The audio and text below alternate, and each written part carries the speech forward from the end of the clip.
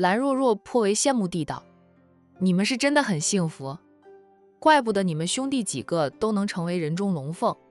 战家的好家风不是传的，是真真正正的好家风，很注意孩子的成长。工作再忙，他们依旧会分一半重心在孩子身上，不像他的父母，除了生意，就是他们彼此一双儿女就是意外，给儿女的关注度不够。还是父母都退休了，不再管着公司的事了，他们对一双儿女的关注才多起来。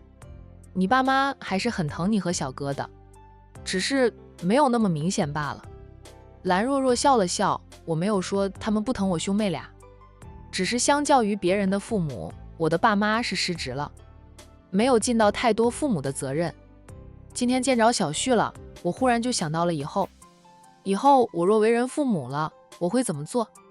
我不能像我的父母那样，我淋过的雨，不想让我的儿女再淋那样的雨。以后我若有了孩子，就家庭孩子排第一，生意排第二。他又不差钱，个人资产他也不菲的。战维笑道：“你嫁给我，我们以后有了孩子，孩子我会管教，不用你操心。你不想让孩子失望的话，就每个周末陪一下孩子们就行。平时你可以继续以你的事业为重。我几个哥哥都当奶爸，我觉得当奶爸也没什么不好，自己的儿女自己带着，自己管教，等到孩子长大成才了，我们做父母的才有成就感。”蓝若若笑道：“咱俩还不知道什么时候结婚呢，就想到孩子的事了。那是早晚的事，你现在提出来，我们商量好也是可以的。以后就这样说定了，我带孩子，管教他们，你只管赚钱，不用你操心孩子，周末你就陪陪孩子可以了。”“那也不行，到时候孩子都跟你亲，不跟我亲，我岂不是有点亏？怀胎10月生娃的人是我呢。”蓝若若说道：“孩子都是谁带就跟谁亲的，我是不会当全职妈妈，但也要带一带孩子，培养感情，哪怕是亲生母子也是需要培养才会有感情。”战维宠溺的笑：“你说了算，你想怎么样就怎么样。”他没有意见。蓝若若笑，心里早就有了决定，抓紧时间嫁给战维。这么好的男人可不能被别人抢了去。他是知道挺多与杨太合作的女强人喜欢战维的，战维光明磊落明确地拒绝了那些爱慕者。那些女强人被拒绝后，虽说有点难过，但还是很欣赏战维，看好杨太，所以在生意上还会保持着合作，并没有因为被拒绝了就连生意都不做了，算得上是公私分明了。能成为女强人的当然都不是简单的人，格局大得很。战维在蓝若若的房里待了大半个小时，才回到他的房间。一回到自己的房间，战维便给大哥打电话，得亏战印还没有睡下，否则被他的电话吵醒，少不得要挨大哥一顿骂。“大哥，我今天去拜访了望城的蓝家主，若若出差到望城，我陪他过来的。”战印说道：“你既然去了望城，是应该去拜访一下。他和蓝征的交集都很少，但两家多少都有点关系。没有去望城就算了，去了望城总是要去拜访一下蓝征的。蓝大哥明天会送妻儿去咱们家，他的儿子一个人太孤单了。”战维就是提前跟大哥说一声。战印嗯了一声，刚才蓝家家主夫人打了电话给穆晴，穆晴和你大嫂说了，这下子咱们家里更热闹了。他们明天过来正好，我们明天晚上就带孩子们去我们家的海景别墅，答应了带他们去海，边过周末，奶奶也会跟着去。战维笑：“奶奶现在天天待在家里，怕是憋得慌了，是该带她老人家出去散散心。奶奶的日子过得不知道多充实，以前就天天下山去和别人聊天，现在一大班的孩子们在我们家里度假，他老人家天天被一班孩子们围着，不知道有多欢乐，还带他们一班小子到山脚下的小溪洗澡、捉鱼，连妞妞和贝贝姐妹俩都玩了一个下午，捉了几条小鱼回来。贝贝说要养着，结果傍晚就死了。贝贝还哭了一回呢。占为笑道：那种野生的鱼儿可不好养，我们小时候也没少抓回来养，不都养死了。侄女养的鱼死了，一点都不意外。他们的童年其实也很热闹，哪怕他们个个都是含着金汤匙出生的。别的小朋友童年会做的事，他们也做过。上山掏鸟窝，下河洗澡，捉鱼捉虾的。爷爷奶奶纵着他们，不管他们去做什么，只要他们开心就行。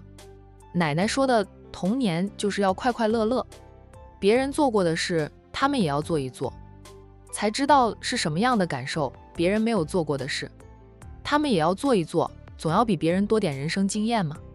如今他们都30、40岁的人了，回忆起童年，还是忍不住会笑，这就是爷爷奶奶留给他们的快乐。你和兰大小姐怎么样了？既然老七打电话给他站印，就关心地问一下。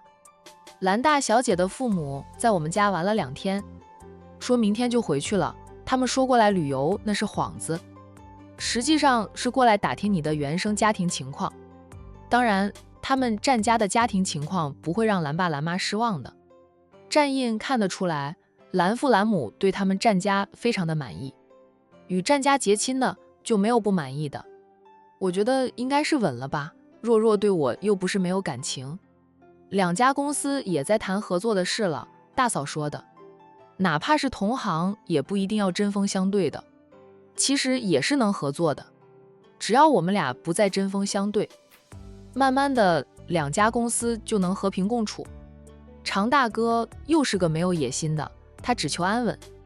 如今的杨太算得上是安稳的了，若是转型成功，那就更好了。占印又嗯了一声，你们的事自己看着处理就行，不用大哥为你们操心。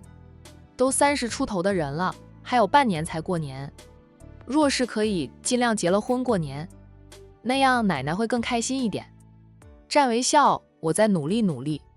结束了通话，占为心情愉悦地洗了个热水澡，然后在床上躺着玩手机。兰若若今晚跟他谈到孩子的话题，他们俩的进展速度快啊。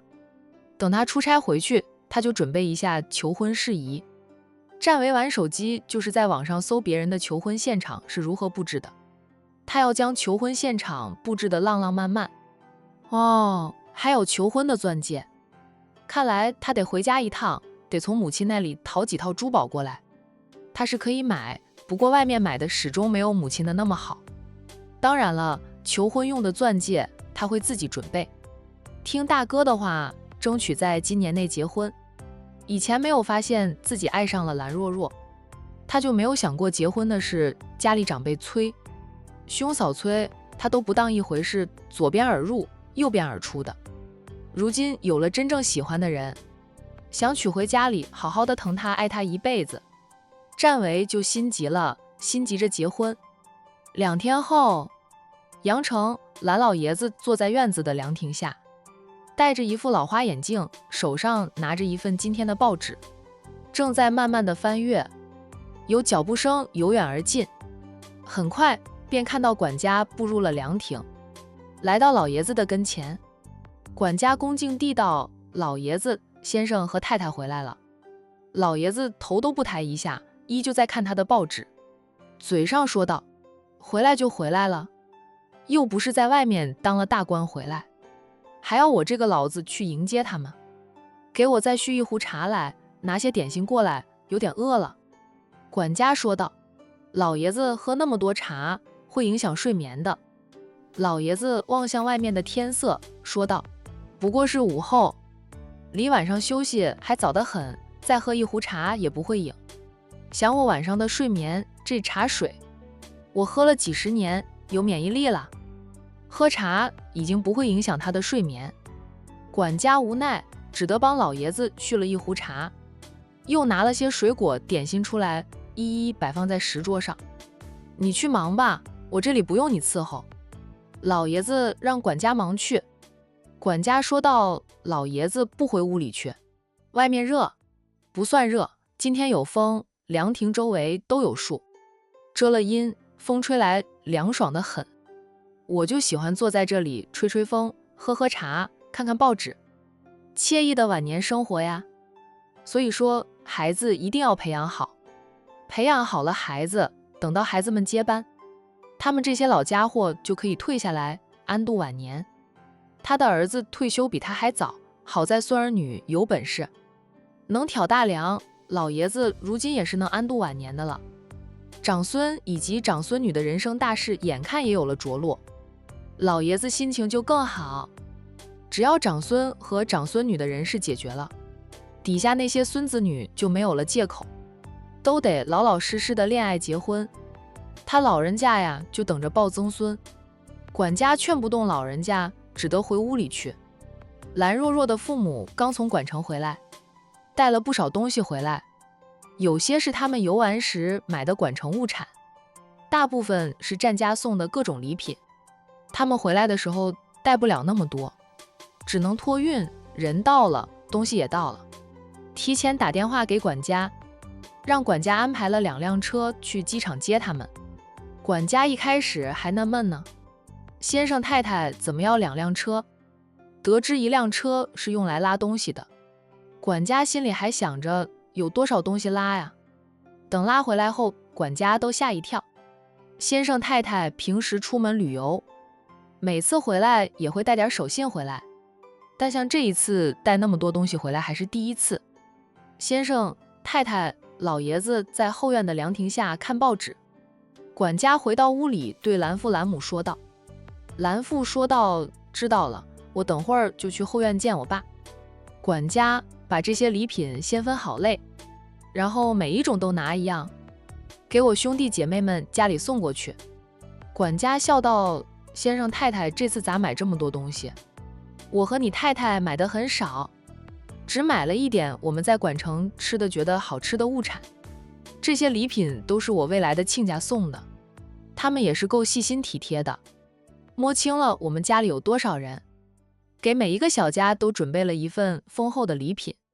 兰父如今对战家是满意的不得了，战家人也细心体贴，竟然对他们兰家的情况摸得一清二楚。他有多少兄弟姐妹，又有多少侄儿女，战家都清楚了，然后就给大家都准备了礼物。管家是知道自家大小姐和战总的事，他笑道：看来先生太太对战总的家庭很满意。是很满意，等若若回来，我就跟他好好谈谈。这么好的门庭别吊着了，赶紧领证结婚吧。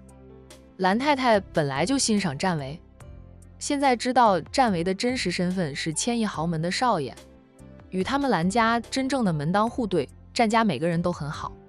最主要是那么大的一个家族，还能做到家庭和睦，鲜少会有家庭纷争。这样一个好家庭，当然要抓住，可不能错过了。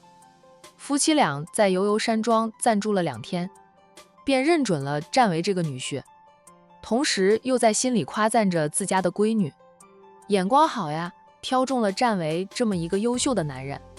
早在杨太崛起时，战维就入了他们的眼。虽说与杨太是生意上的竞争对手，他们不得不承认，放眼羊城，还真没有几个年轻人能比得上战维的。怪不得以往给女儿安排相亲，女儿都不喜欢。见惯了战维的优秀，女儿又怎么可能看得上那些相亲对象？管家也跟着欢喜。兰太太将她买回来的特产捡了一份送给管家。他们家对待工人向来大方，这也是兰家的工人鲜少会换的原因。大家都干得好好的，谁想走呀？主人家宽厚，待遇又好，主人家时不时就送点东西，每年都会加一次工资及奖金，干的时间越长，收入越高，最高收入的就是管家了。他一点都不输于一些公司的白领。兰父吩咐了管家后，便自顾自地出屋，往后院去寻找老父亲。很快，他便看到了坐在凉亭底下看报纸的老人家。爸！兰父边叫喊着边走过去。爸，外面热，你怎么不回屋里去？回来了。老爷子看完了一份报纸，他边合上报纸边问着儿子。兰父笑着，回来了。本来还想再晚几天的，有事要回来和爸商议，就不晚了。他们去管城，本来就不是旅游，是去打听战维的家庭情况。坐吧，陪爸喝2杯茶。老爷子示意儿子坐下。兰父坐下后，自顾自地给自己倒了一杯茶，说道：“爸，你也别喝太多的茶，免得影响了晚上的睡眠。”“没事，爸都喝习惯了，喝再多的茶也不会影响我的睡眠。你夫妻俩去管城旅游打听的怎么样了？”虽说管城战家的好家风，在上流社会这个圈子里是出了名的好，但那都是据说，是不是真的，还得自己去打听了解。那是事关到长孙女一生的幸福，老爷子不能大意，让长子长媳妇夫妻俩过去打听最是适合的了。那是长孙女的亲生父母，他们也是盼着孩子以后幸福的。我们在管城游玩的时候，大街小巷都走过，只要涉及到战家，得到的都是好评。哪怕很多人没有见过战家的人，但都说战家的家风好。战氏集团在管城商界如同神一般的存在，他给管城提供了大量的工作岗位。我们去了解过战氏集团以及旗下的分公司、工厂，给工人的待遇都很好，就是战氏集团不好进，要求挺高的。总部的管理层很多都是从分公司一步步爬上来的，在战氏集团也很难走后门，都是凭实力说话。哪怕是他们家的少爷，若是没有真材实料，也会被淘汰出公司。当然了，战家的少爷还是很优秀的，他们家这一代的少爷共有9位，人丁是真的兴旺呀。据说他们家往上数3代都没有女儿，嫁进去的女人都是生儿子，被人戏称为和尚庙。直到战家大少奶奶2胎生了个千金后，才打破了战家女人不生女儿的僵局。不过虽说他们家长辈都很好，其实他们也是很挑的，娶的媳妇、孙媳妇全都是厉害的女强人，又人品极好的。他们培养的孩子足够优秀，孩子的眼光好，长辈们放心。所以说他们家长辈思想开明，并不能说真正的开明。若是他们家有人娶一个没有一点本事的儿媳妇，又没有背景的长辈都能接受，那才是真正的思想开明。一下子说了那么多的话，兰父都渴了。他端起了自己的那杯茶水，慢慢的喝着。喝完了一杯茶水，他又给自己倒了一杯茶水。等他放下茶壶时，他老父亲问他：“那你认可战家吗？”“那倒是认可的。其实只要我们家的孩子都有战家儿郎的好眼光，我们也不会干涉孩子的感情事。那你从战家长辈的态度中悟出了什么？”兰父愣了一下，想了想后说道：“还是得培养好孩子，自己的孩子足够优秀了，他选择的必定是同样优秀的伴侣。2个优秀的人结合了，生下来的孩子基因就好，这样一代接一代，家族便能长盛不衰。”老爷子嗯了一声，说道：“也不能说他们家长辈不是真的不开明，当然你说的也有道理，他们开明那是因为他们的小辈都眼光独到，娶回家的女人既是人品好，又是事业有成的女强人，而且都有强大的背景，只能说他们战家的风水太好了，既事业有成又人品好的女孩子，与他们家孩子又般配的还真不好找呀。”兰父点头，他也是那样觉得的，认为战家的风水极好，放眼全国可能都没有几个家族能有战家那样的。他们家长辈是否真的开明，咱们就不必深究了，只要知道他们家家风是真的好，大家和睦共处，就值得若若嫁进去，能将家和万事兴真正实施到家族的每一个成员里。这样的一个家族，一个门庭，提着灯笼都难找。若若和战维从相杀到相爱，他们都很了解对方，以前没有爱意，互不相让，有了感情，他们就会各退一步，不会像以前那样针锋相对，倒是很般配。我向来就欣赏战维这个孩子，哪怕他不是战家的少爷，就凭着他的能力，我也看好他，愿意咱们的若若嫁给他。战维自身足够优秀，他的豪门少爷身份不过是锦上添花而已。既然你们去过了战家，很满意他们家的氛围，等若若出差回来，就建议他和战维正式确立恋爱关系。要是可以的话，能在今年底就结婚更好。兰父说道：“爸，今年底就结婚吗？那样会不会快了点儿？”快什么？他们又不是相亲认识的，他们都认识了5、6年，相互了解对方，从死对头到恋人，给他们半年时间适应这种关系的转变足够。这么好的亲事，咱们就要抓紧一点，免得节外生枝。兰父却很有信心的道：“不会节外生枝的。战维既然爱上了我们家若若，他就不会变心。他们家男人都很专情，不管是长辈还是他的平辈，婚后都忠于婚姻，忠于家庭。管城的狗仔队都无法挖到与他们有关的任何绯闻。兰父已经觉得战维这个准女婿是跑不掉的了。他其实也很欣赏战维这个孩子。以前公司想去撬战维进兰氏集团，没有撬成功，不过能让战维成为他的女婿，以后是一家人也很好了。爱慕战维的女人可不少，谁能保证他们在知道战维和咱们若若确定恋爱关系后，受到刺激不会做出什么事来？若若又不是省油的灯，还怕他们不成？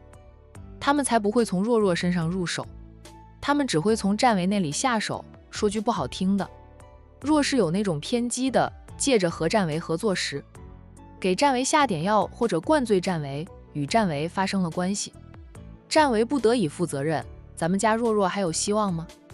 兰父，爸，这种事很少发生的吧？那只是电视里才有的。况且战维那么聪明的一个人，岂是那么容易被算计的？那些爱慕者也不是恋爱脑，或许他们会羡慕嫉妒咱们若若，但他们也不愿意赌上他们的未来及前程。他们的格局大着呢，野心也大。